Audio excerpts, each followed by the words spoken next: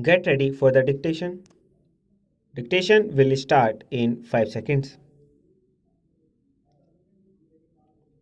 Start. Sir, it is usual in all parliamentary systems of government for the president at the opening of a session to address both houses of parliament.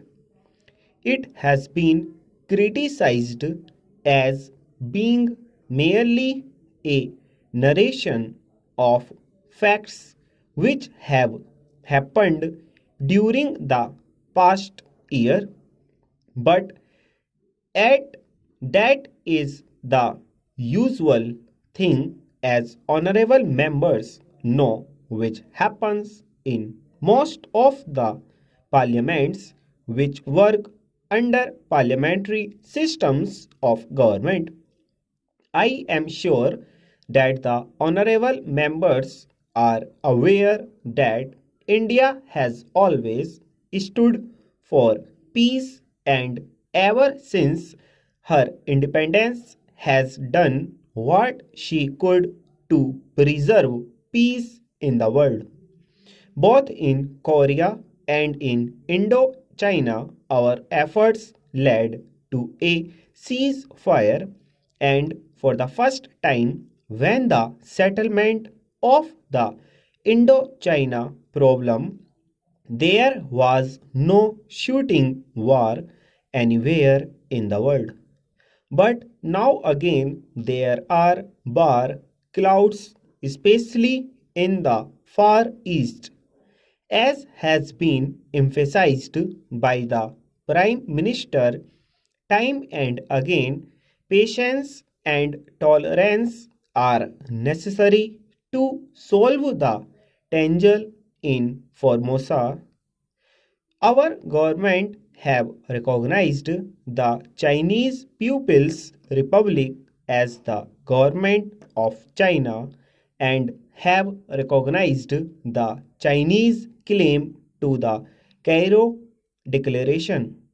If the Cairo Declaration is to have any value, then it is fairly certain that Formosa is part of China. But at the same time, one cannot forget the fact that things have got to be tackled patiently. If this problem of Formosa is to be solved in a peaceful manner, that will take time, and it is towards that end I am sure that our Prime Minister is working so that there will be no clash in the Far East with regard to the question of Formosa. This has been prominently mentioned in the address of the President. We hope that patience will be exercised by both the sides to solve this question, and there will be no incident which might lead to serious consequences.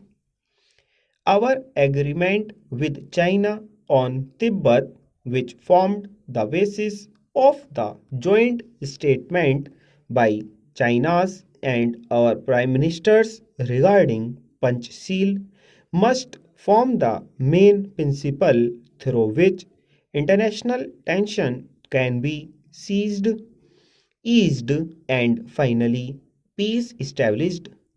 I am glad, sir, that certainly recently the King of Laos has accepted the idea of the five principles put forward in this declaration.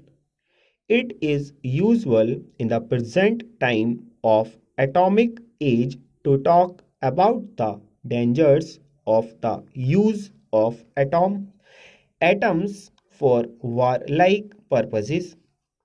The question is whether the new instrument in the hands of man is going to be used for the benefit of humanity or for the destruction of humanity and human civilization.